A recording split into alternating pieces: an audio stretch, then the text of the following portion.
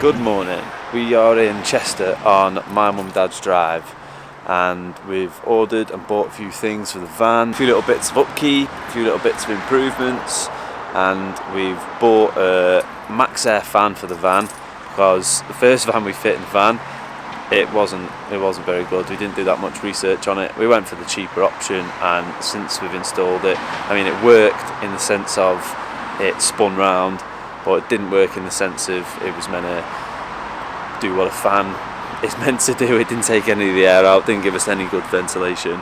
It just wasn't great. I mean, I'll show you the old fan now, and it leaked as well, which is probably, I mean, I'm not blaming the fan, it's probably my fault. But we then sealed it up, mate. I'll show you the fan. So that's it there. It's like a little solar powered one.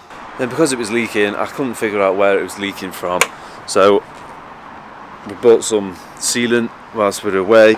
I spent an afternoon doing this to it. I didn't care about it working anymore because it didn't work, so I tried to stop it from leaking.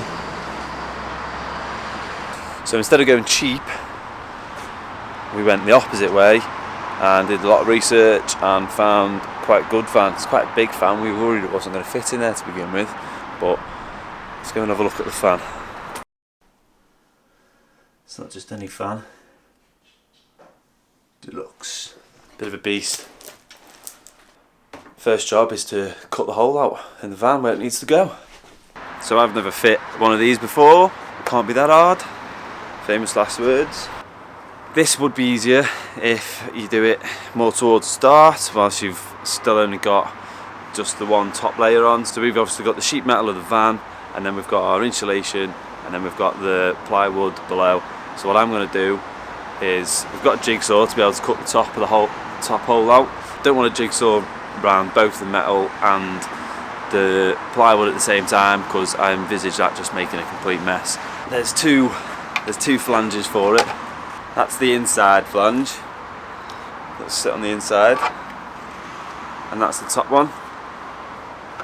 The inside flange has got a nice big lip on it, so even if I do make a mess of cutting out the inside ply, it's okay because that'll cover it up, which is good.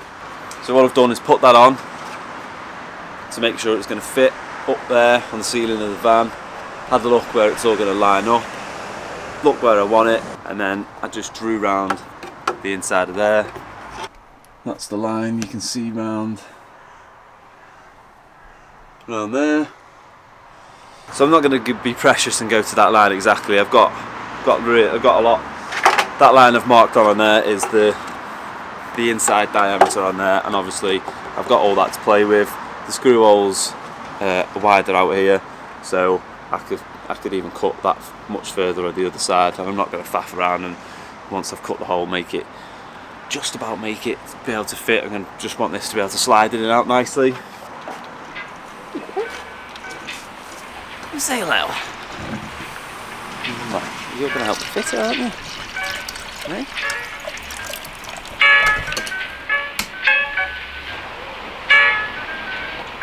So if I just go up on top, measure the size of the hole, cut it out, then it could be a little bit out of line underneath, and we've got a couple of spotlights near there. It won't touch, but I'd rather come from underneath, put a few holes up from underneath in the corners, and then I know I can measure out from those points, and that'll be the correct point for the upper bit to slot into, because it does tell you to do it says the hole should be cut already for the top bit first, but it doesn't matter, it'll work this way as well.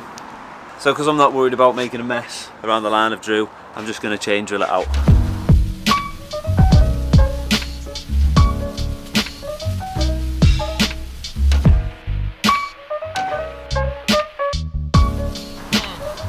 We use recycled plastic wool for the insulation on the ceiling, making it a bit hard in some places.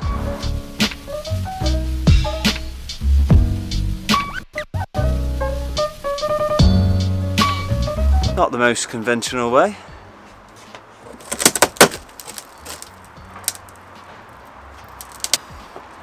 Out. See why we had to replace it as well as it wasn't functional, leaking.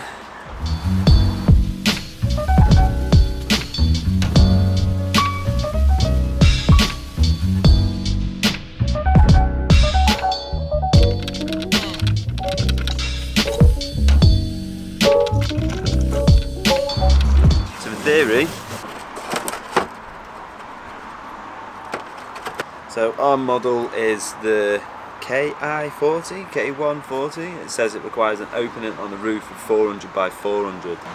I'm going to transfer some holes through,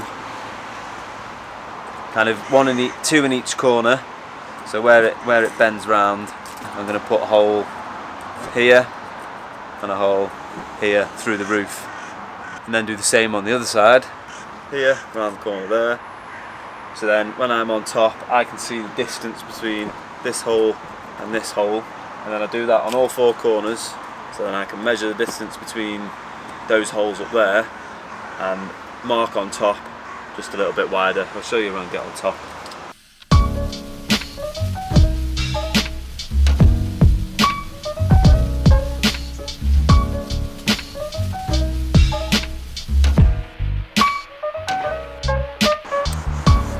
So the distance between each hole from left to right and forward to back it's coming out about 340 mil. We know it needs to be 400, so that's a difference of 60. So if I go back 30 mil on all them holes that have come through, join up all the marks, it should be 400 by 400 mil marked out square hole.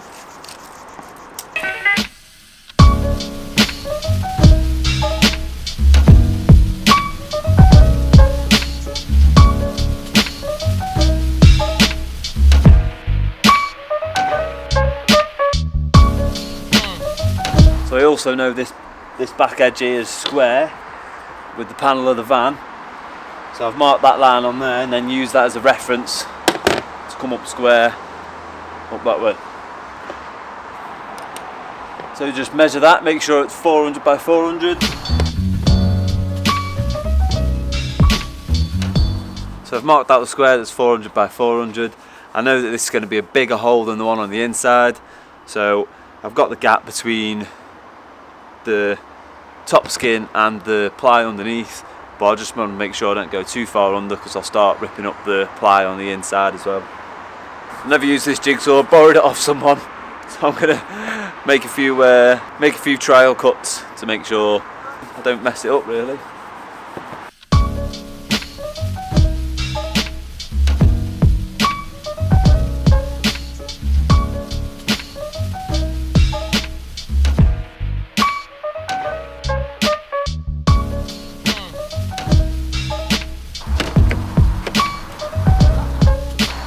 Fits. Just going to clean the edges up around where I've made the cut. So it comes with screws, and we went and bought some adhesive yesterday, so go and grab those things so we can get it glued on. So the roof of the van's pretty corrugated, which means the surfaces aren't going to be touching flush and flat the whole way round. So to counteract that, I'm going to put a nice thick bead of adhesive all the way round. Don't think it matters whether you put it on the surround or whether you put it on the van.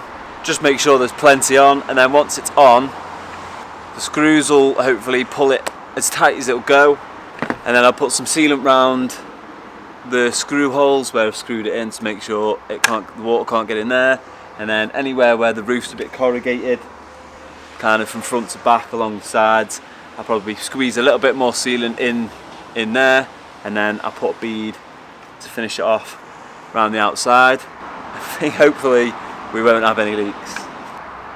That's the stuff we're going to use. Delivery for Mr. Parry. Seriously strong stuff, adhesive, should be fine. So before I took all the gubbins off the fan, I made sure I marked up what was front and what was back as well, so I know which way it's going to go down and which way the fan's going to face in the end. So I'm going to put it in place, put a couple of little pencil marks around the outside so I know where I can just place it down once I've got the sealant on.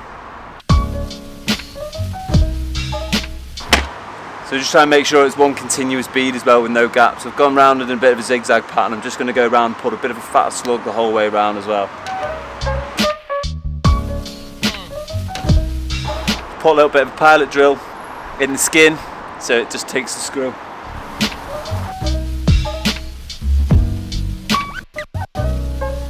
Just tighten it nice and light to begin with, make sure you got it in the right position, and then tighten it down finally. So just finished screwing it in and putting the sealant around it all, so you can have a closer look at that.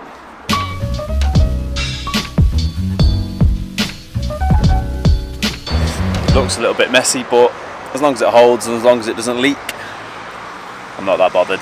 So I'm going to go grab the fan, and there's 4 mounting points. It looks pretty simple, to be fair. Just looks like it.